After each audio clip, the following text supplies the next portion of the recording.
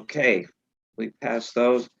At this point, do we have any public comment logged in yet?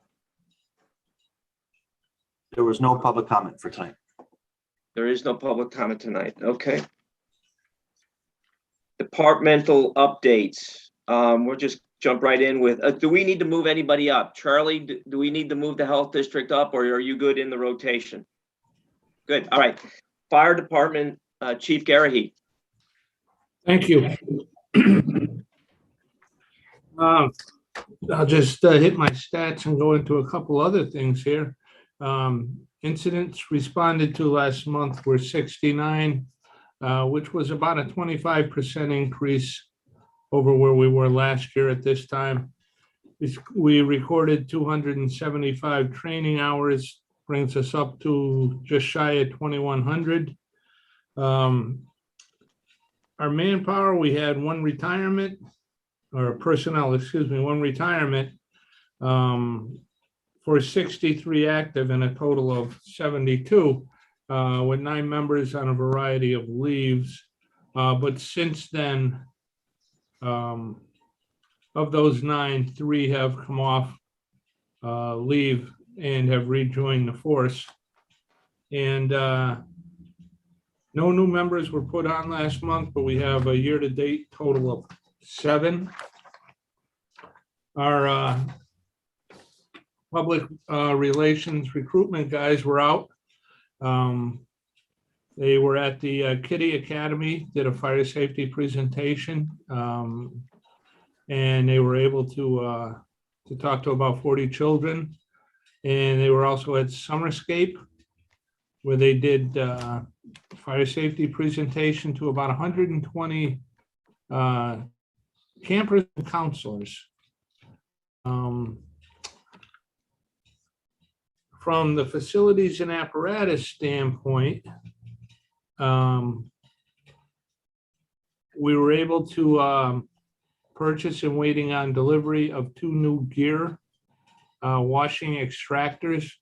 What these are hybrid washing machines that are designed to remove cancer particulates from our equipment. Each one can handle up to 3 sets of gear. Then we have drying time. So those will go into station 2 and station 3. We were able to pick up through the state a 2015 Ford Explorer, which is going to be assigned to the deputy fire marshal in the fire marshal's office.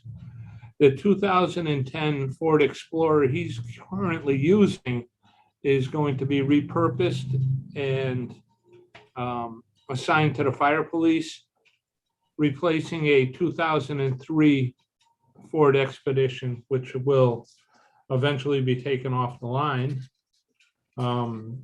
Let's see, we did a couple other public relations, including National Night Out, but I'm going to touch that on another subject. As for training, we were able to secure 2 high-rise parking facilities in Hartford, which we were able to use the standpipes in. And it was very good practical training. This type of training doesn't come around often. So we were able to actually flow water in these multi-story structures and really focus on some of the key proficiencies of standpipes. The department was rotated up there at, we did 2 training sessions, and we brought 50% of the department up each time. Couple other things real quick. The department, from a health and safety standpoint, department is currently holding at 73% compliance for vaccines. We had a issue with the MSA accountability system, which is able to read the status of our members who are on air using the self-contained breathing apparatus. We're going to be installing a hub, a communications hub inside the the town's mobile command post. And we believe this is going to resolve the issue. I talked about it last month, but the town's drone is up and running.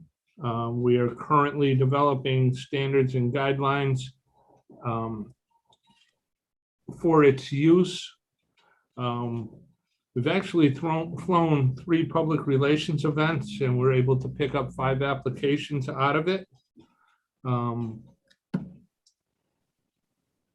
We will be, and I've had discussions with Chief Custer and some of his team, but we're going to be partnering with different departments who may require its use.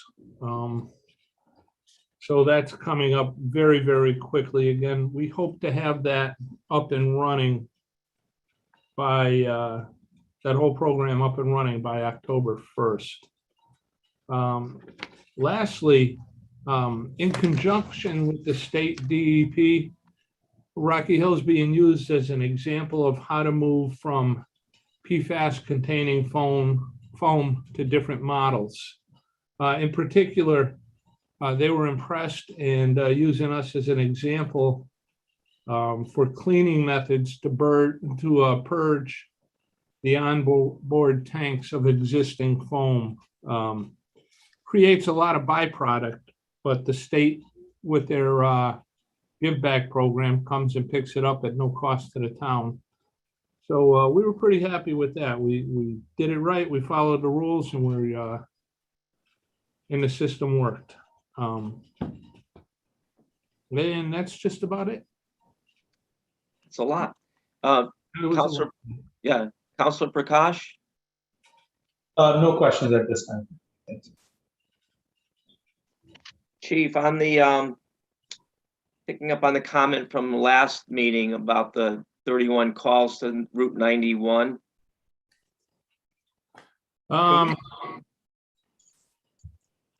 Yes.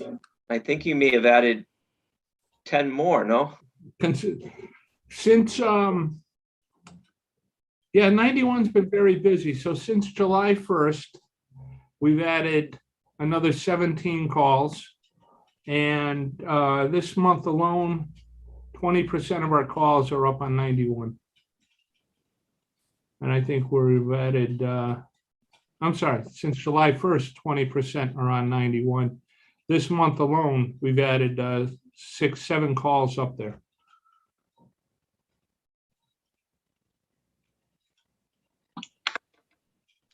And then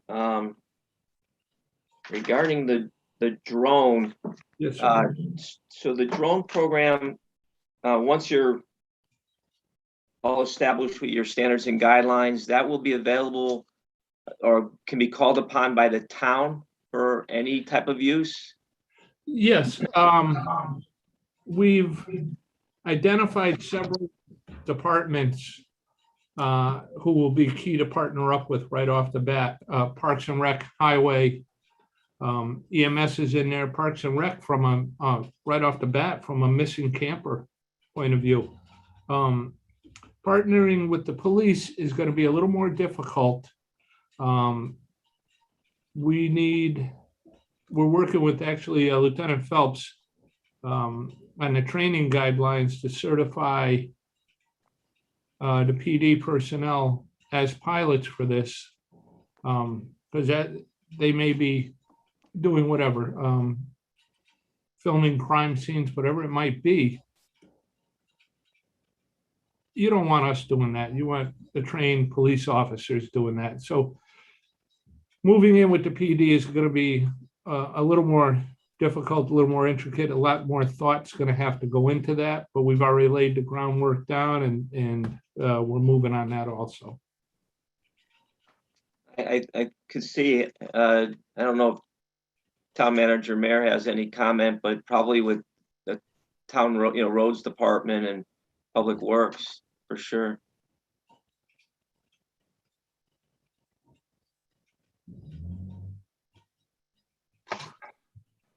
Yeah, it'll be available to any town department that may want to request it, especially like the building department. and so on. So once the fire department gets their manuals down and understanding of flying the drones and so on, it'll be available to other departments for their use, as well as the police department when the needs arises. Thank you. Thank you, Chief. Ambulance report. Good evening. For the month of July, we had a total of 315 calls. Year to date, that puts us up to 2,281. We had 11 refusals, 10 canceled en route this month. We've had 1 cardiac arrest. We've had 82 hours of training this month. We are currently talking to Newington Ambulance in Weathersfield about having a joint EMT class in the fall to be able to, each town has a couple of people that are interested. We don't have enough to run our own, but we're going to split it 3 different ways between the 3 departments. And it's also going to be COVID friendly if it gets to be bad, where we can do it through Zoom. We have the state website is able to do most of the training on through the computer on Zoom. We were also at the National Night Out with an ambulance, and myself was up there. In September, we have we're going to have 2 standbys on September 11th, one at the Memorial Park for 9/11, and also we're going to be doing the standby up at the Veterans Home at 11 o'clock. And then we also have another standby on the 24th at the VA for a stand down from 8 to 3 in the afternoon on a Friday. We're still at 78 members. We haven't had anything changed this month for that. And I know last month you were interested in about the opioid crisis that's going on. I researched back to January, and we've only had 4 opioid crisis calls in the town for the whole since January from the Rock Hill Ambulance standpoint. So at this point, we're doing pretty well with that. And that's pretty much where we sit right now. Thank you. Councilor Prakash. One quick thing about, Brian, thank you for that COVID data point, right? It would be a good idea to we do it for Rocky PD, right? The Chief Cluster does this. If you can compare it to the previous year, right? Similar time period for the previous year, that will tell you like it went down or up. Clearly, 4 is small, I know, but still, like as a comparative, you should just compare it to the same time period to the last year. Okay. Thank you. Just a suggestion. Yeah. Thank you. And I still curious on the status of that car crash victim, if he's still hanging in there. As far as I know, everything, the person is still with us. I haven't heard any more of an update on that person at all.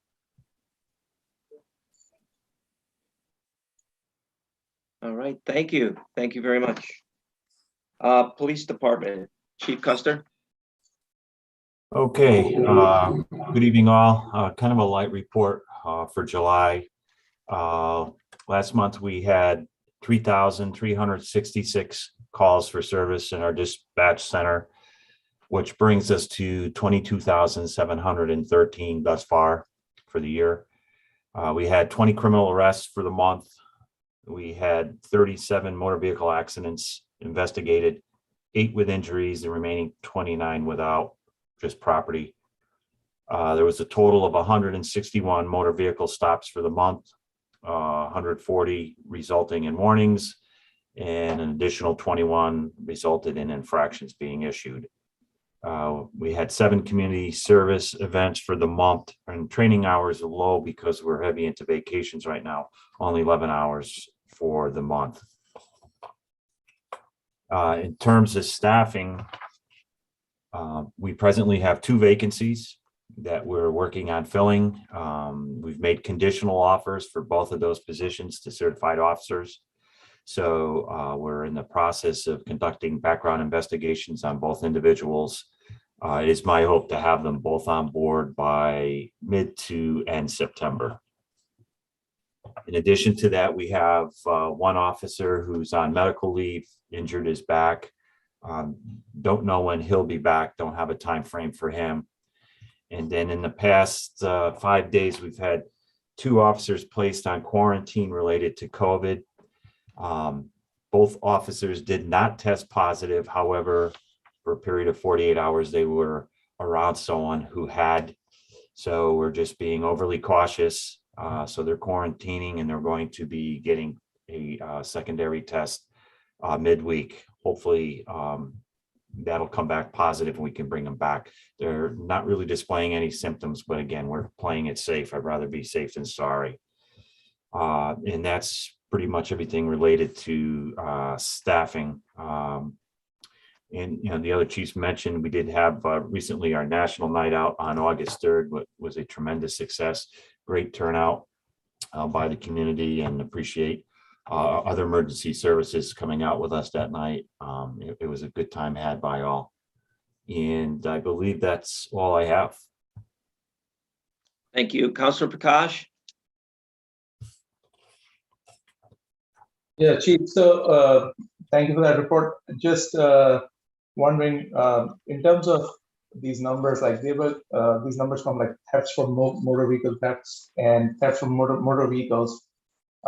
Actually, the theft from motor vehicles is really the data point we should look at. They seem like very much in line with like the yellow line the last year, right? So pretty much in line. It was a little bit tracking a little bit higher earlier in the year, right? Compared to last year, right?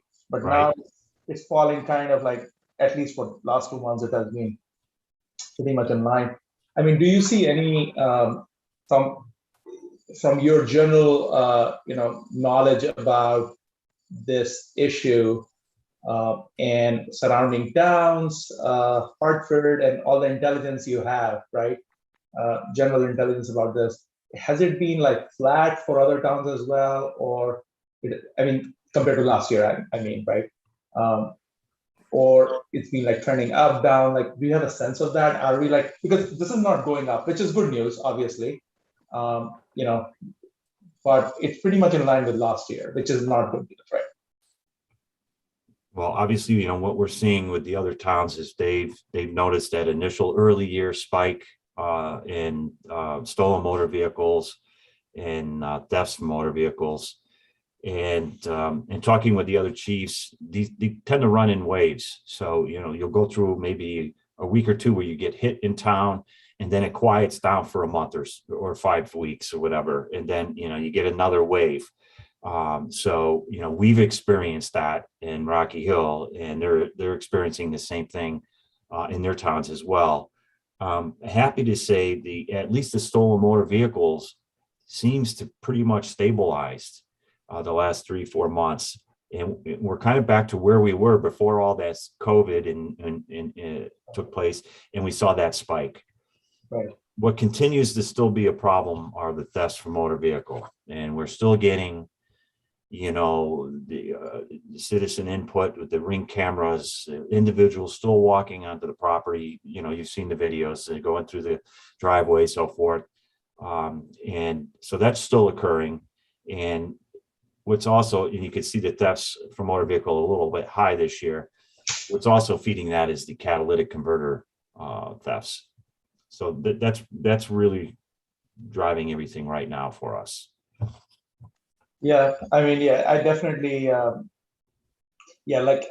we'll keep monitoring this. Like, I mean, it looks like, it goes in waves, like you're saying. So it's some good news, some cautious optimism, hopefully, and we'll see how it goes. But yeah, that's what I was thinking too. Like, the motor vehicle thefts are like clearly down, like from last year, right? But Yes. but that thefts from motor vehicle is not, and catalytic converter is probably now adding another element to it. But yeah, I mean, so far so good, I guess. Keep our fingers crossed and keep monitoring it. Exactly. And the trespassing, reports and footage, that's not showing up in these numbers. I mean, when they walk on, check the locks and walk off, that's not coming into these numbers anywhere. And that's a lot of the neighborhood calls are regarding chasing people off their property. Right, yeah, those are not included in this. These are just actual cases where obviously the individuals went into someone's car and they reported it. You know, I also believe there's some instances where it's happening. Maybe the car was just rummaged through, but nothing was taken, and there's probably several of those cases that never get to us because they just, for whatever reason. So it's probably a smaller number than what we actually have happening. Chief, are you also, I guess you have to be up on 91 as well when fire goes. Not as a regular course of practice. We pretty much have an understanding with the state police when those calls come in, if they're short and or if their troopers are way out, they'll ask us through dispatch to see if we can go up there and hold the scene until they arrive. Happily, to my knowledge, Jim could probably comment better than me. It doesn't seem to happen a lot. So we don't seem to get pulled up there as much as fire does. Thank you. Okay, emergency management report. Good evening, how are you? Good. So I'm coordinating with the Board of Education. You're muffled, we can't hear you. Is this better? A little bit.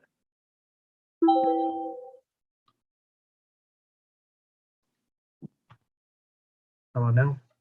Yeah. Okay. Working with the Board of Education. No. As soon as you get rolling, it just goes right down.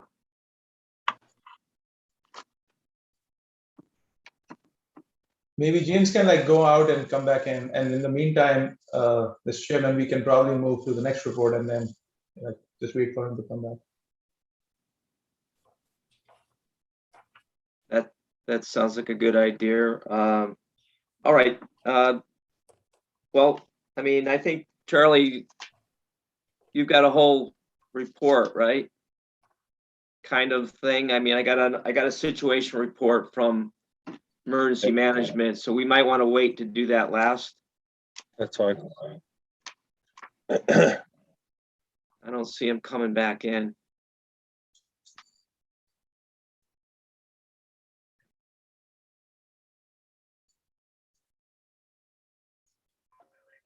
I would suggest let Charlie go and give Jim a little time to get back on. You got it. All right, old business then, update from Central Connecticut Health District. So as of this afternoon, Rocky Hill total cases up to 1,897. That's as of this afternoon. Total deaths up to 123. We are currently in the red for the 14-day tracker, which is the number of cases per 100,000 over a 14-day 2-week period. So Rocky Hill has 19 cases per 100,000. Compare that to our other towns, with Newington at 11.4, Weathersfield very close to Rocky Hill, both of them in the red. Weathersfield's at 17, and Berlin, our only town at this point that's in the yellow, at 8.4, so still creeping very close to that 10 that'll push them to orange. A little bit of good news, the percentage of ICU beds actually went down, percent full. We're down to 79% within the region as of this morning. And, our pediatric ICUs unfortunately creeped up a little bit to about 94%. Since we met last, there's been a couple things that have happened nationally. They have approved a 3rd shot booster for those who are immunocompromised. and they have some restrictions as to how they define immunocompromised. So we've been recommending to anyone who feels that they need to get that third shot booster to contact their doctor to assure that their conditions will actually meet that. I don't think they're providing or asking for any proof along those lines. So, if somebody believes that they are immunocompromised, they can actually go to a shot provider and get that third booster shot if they need it. Right now, the big question as we move forward is masking in a lot of different ways. Schools are getting ready to come in a couple of weeks from now. They are going to be mandated because it's still a mandate until September 30th for universal masking within the school settings. So that should help us hopefully in the beginning of this to be able to protect some of those vulnerable populations at the younger level that cannot be vaccinated at this point, so that they can continue to have some protection. We are hearing hopefully that here in the next few weeks that they're either going to approve the vaccines, which should help with the vaccination rates or should help with the vaccine hesitancy. There are some people that are just waiting for that approval before they get their shot. And hopefully we'll also hear about vaccination for those under 12. Currently, it's only 12 and above that can be vaccinated. So we do have a significant portion of our younger population that really cannot be protected by that vaccine at this point. At this point, just so that everybody knows, the Delta variant is the predominant virus that we are seeing within Connecticut. So probably about 95% of the viruses that they're sequencing are actually the Delta variant. So, it is a very infectious, virus at this point, where we're seeing probably a little over twice as infectious as the original strain of COVID-19. So we are asking everybody that can get vaccinated, please do so. There is plenty of vaccine around, plenty of opportunities to be able to get it. That's my story, and I'm sticking to it. Councilor Prakash. So, Charlie, a couple of questions on the breakdown so that we have a good sense of where this situation is from an infection standpoint, right? Do you have any breakdown of the cases between children and adults, like let's say 12 and under and above 12, whatever the breakdown might be available? Yeah, they don't really break it down by age at the town level because it gets a little bit too close to be able to identify individuals at that point. They break it down by age at the county level, which is not really helpful, to be honest, just because some of the bigger municipalities like Hartford in the area just really suck up all the data because they have a high number of cases. So unfortunately, we don't have that type of information. Yeah, and also the vaccinated versus unvaccinated, I'm sure it's not available at the county. Give me a minute. I can pull up the vaccination status for what we got. Let me just pull it up here. And the reason I ask is just to kind of underscore the idea that getting vaccinated is a good idea. I think we should hammer that point home if we have the. Absolutely. I'm just guessing that you're more likely to get infected, if from whatever I've heard, on the national level. So that should be true here as well in our district. And the state actually did a really good thing here last week. They changed the way that they're breaking up the age groups to give us a little better insight as we're coming into the school year. So let's start with the good news. So Rocky Hill, for those who are 65 and above, fully vaccinated numbers are about 95.5% of the population is fully vaccinated. As we move down into 45 to 64, 73.9, so about 74% have been fully vaccinated. Moving into the 25 to 44 range, about 75, 76% fully vaccinated at this point. In Rocky Hill, the 18 to 24 range, at about 69.4% vaccinated. And our 12 to 17 has actually moved up a little bit. The last time that I actually looked at this, we were down about 39%, but the 12 to 17 is up to about 51% fully vaccinated.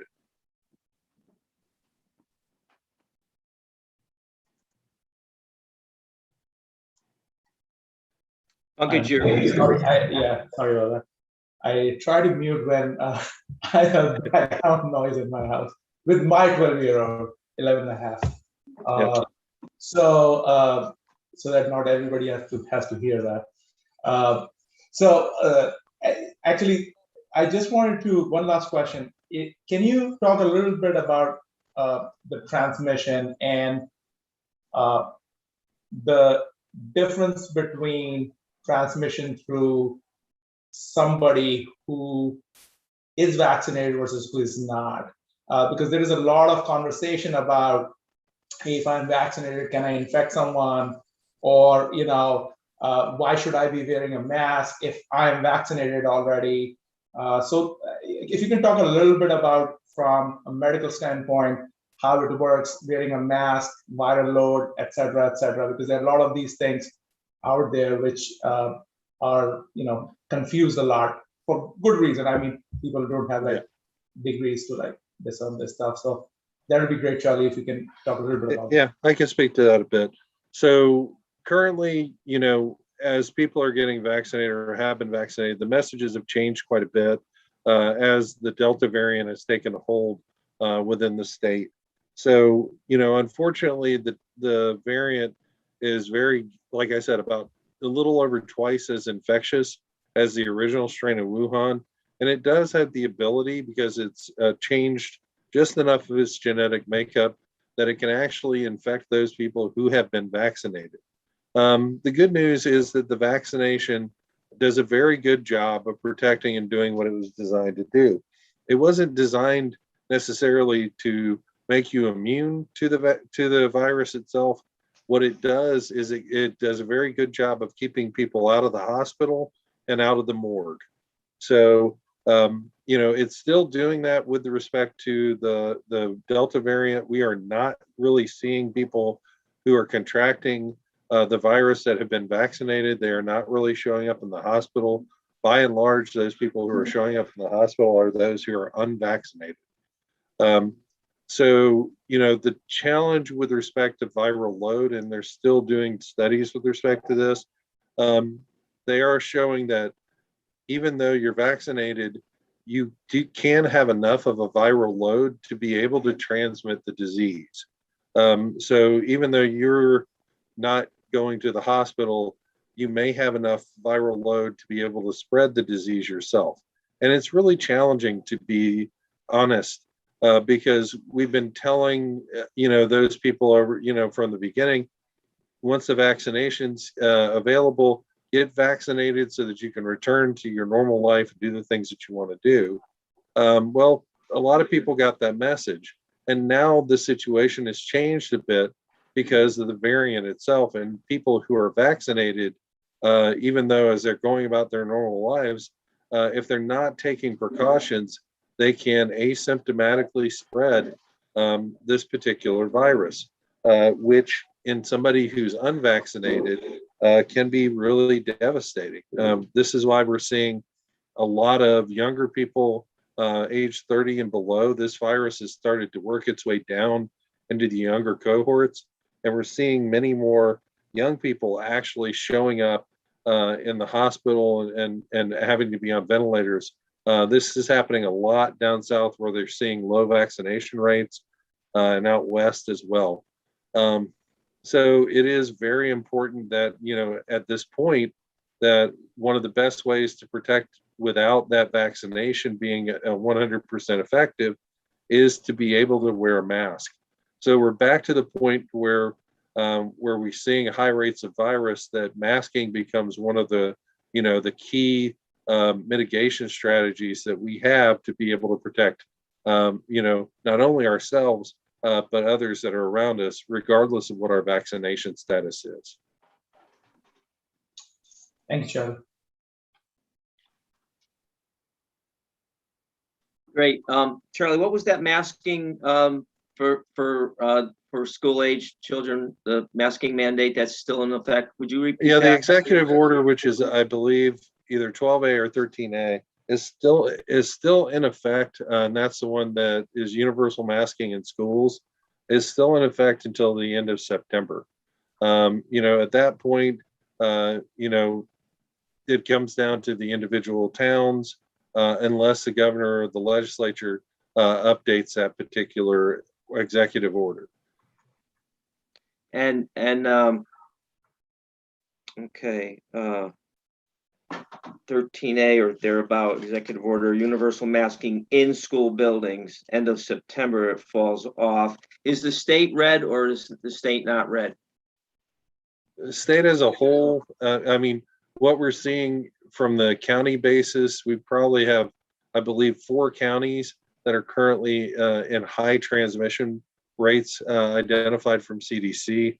As we're watching the map individually in the towns, we are seeing, kind of growth in the map, turning from where it was all gray almost here at the beginning of July. We're seeing it move, more and more orange to red. We are definitely seeing an increase in the number of cases across the state. Okay. Does any departments have questions for Charlie at this time? And I just have one quick one. Charlie, with that high rate of vaccination for the seniors, you've got concerns about the senior centers reopening? I am, honestly, just because what we're seeing right now, you can still become ill from this. And for the most part of the healthy individuals, it may not be a very big thing. What we're concerned about with the seniors is the potential with comorbidities to really have that COVID push them over the edge into the hospital. And, with decreased ICU rates, it's really a risk that we would rather not take. Thank you. John, you issued a masking or a town restriction just recently. What was that? I think we required masks to be worn whether you're vaccinated or not vaccinated inside town buildings. And then we did go back to these Zoom type meetings.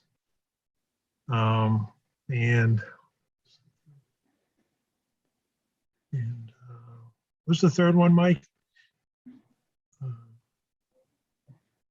Was it appointment only for town hall? So Yeah.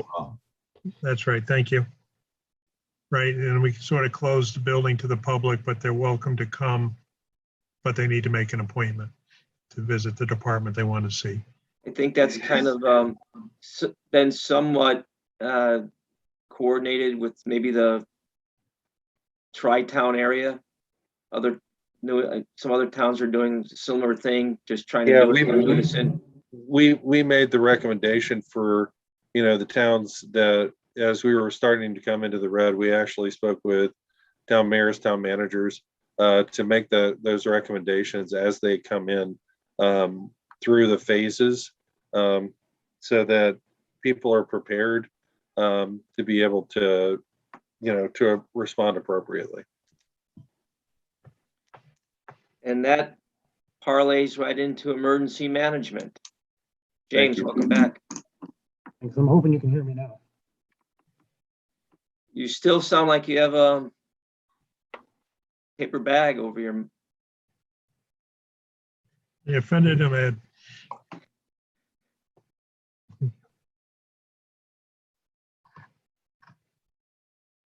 We'll have to forego the report.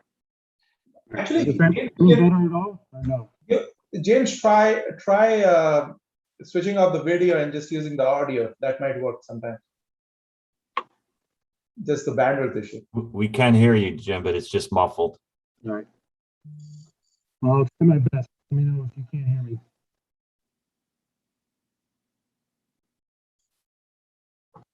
So I'm working with the Board of Education on their safety and security plan and their yearly updates. In addition, for the state of Connecticut mandates, we're also adding an annex. Jim, you tried calling in? I had that problems at finance and I called in. Yeah, maybe.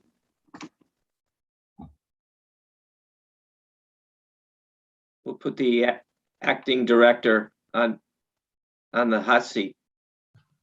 It's okay. He's across the hall. I just ran and got him. He's going to sit in my chair. My computer's working. Even better. He's coming in right now. Thank you. All right, microphone's on. All right. Sorry about that. And you look better. Nobody's ever said that before. So right now I'm coordinating with the Board of Education on their safety and security plan and their yearly updates.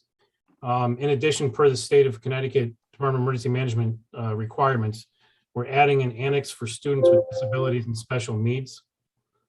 Because I missed a lot of Charlie's report, I'm just going to touch on some of the stuff that we're doing. We're working with the health district for their flu clinics, and because of the COVID numbers, they're changing it from walk-in at the community center to all drive-throughs at Elmridge Park. There'll be more information coming out later, but the dates that are scheduled is Tuesday, October 5th and Thursday, October 14th for our flu clinics. And I believe that if COVID gets worse, they're going to be able to change it over to vaccination clinics instead of just the flu clinics. For our COVID EOC meetings, we're moving to every 2 weeks instead of once a month based on our percentage numbers and the suggestions from the health districts. And we updated last week the information and web links on our town's webpage. So there's been a change for Eversource in regards to the way that we're reporting wires and lines and trees down. Currently, for any event, they send out an email to emergency management and open up an event portal, which requires us to do entries for tickets through the portal and attach an email, which is usually done via dispatch. The problem is that that's attached to the reporting person. So if they leave their shift, we don't get any updates. We have to contact the Eversource liaison to obtain the ticket numbers and the statuses. And then after the event, they close the portal. What they're changing to is the portal to be always open. And in Connecticut, it's a state regulated process for their Make Roads Clear situation. And people can log in under a username and password. So there's 3 different tiers. The first one's going to be through emergency management. And they're going to be able to make entries, see the statuses by list and maps, able to upgrade the ticket priorities. So right now there's 3 ticket priorities, 1, 2, and 3. If we feel that there's a ticket that's a little low, we can upgrade that. We're able to enter critical facilities and critical customers. And we're able to download the reports by special conditions, which is the critical facilities. And then the public safety report, which is all current tickets and a region report. We're able to see everything on a regional map and overlay with the weather radar Doppler display. Currently, the emergency management piece is, the training is ongoing, should be done by the end of August. The next tier is the dispatchers and first responders. That training is to occur starting by the end of the month. We're going to be able to make entries, see statuses by list and maps, and able to download the public safety and region reports. And then you're going to be able to see the regional map with the weather overlay. Moving on to the 3rd tier, which is the municipal officials, which is a big difference. So everybody's going to be able to download the reports and special conditions and critical facilities. You're going to be able to see the public safety report for all current tickets and then the region reports. And you'll be also able to see through the regional map. They don't have a specific date on the training or the accessibility for that, They're just waiting to get through the emergency management pieces and then the dispatch pieces. And that's all I have for a report for this month. Counselor Prakash? Yeah, my question was about the accessibility part of the reports, and I don't think you have a timeline on that thing, right? So yeah, I guess I look forward to that. Just having more access to the information, and which is the level of access, right? Yeah, as soon as I get the information in regards to training or logging in, I'll forward it out to everybody. Thank you. So, James, this is the Eversource part of this report. This is the new Eversource reporting. It's called, you're saying it's called Make Roads Clear. This is what they announced last week in New Haven. It's not called Make Roads Clear. There's a process in regards to making roads clear that they want critical roads cleared so emergency services can get through. That's why the portal is going to be open all the time. This is just their Eversource reporting portal for events. In the portal, when you say they can log in, meaning that, so town residents aren't going to be able to go to the emergency management section of the town website and log in that their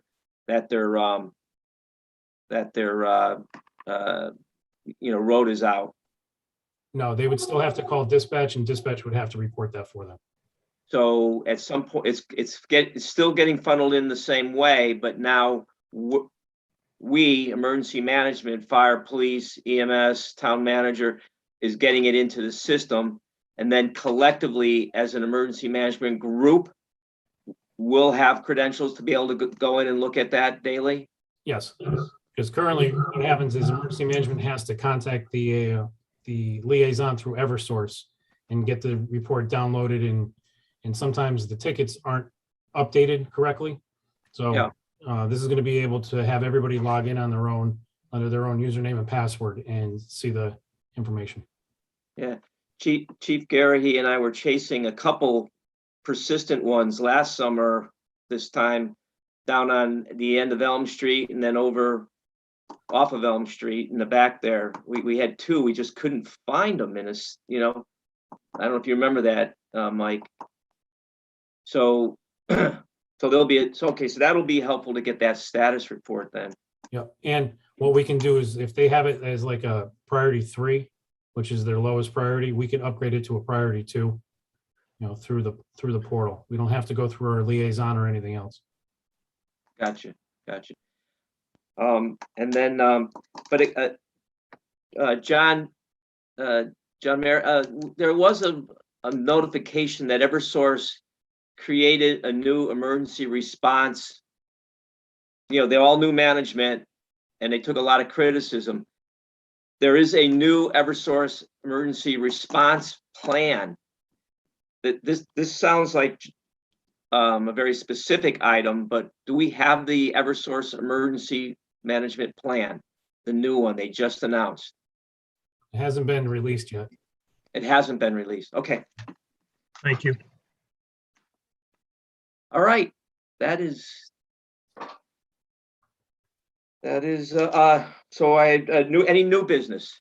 John, any new business? No, I don't have any. You have anything, Mike? Or Mike? other? Yeah. No. All right, I'll entertain a motion to adjourn. Motion to adjourn. All in favor, aye. Second. Good night, everyone. Thank you very much. Thank you.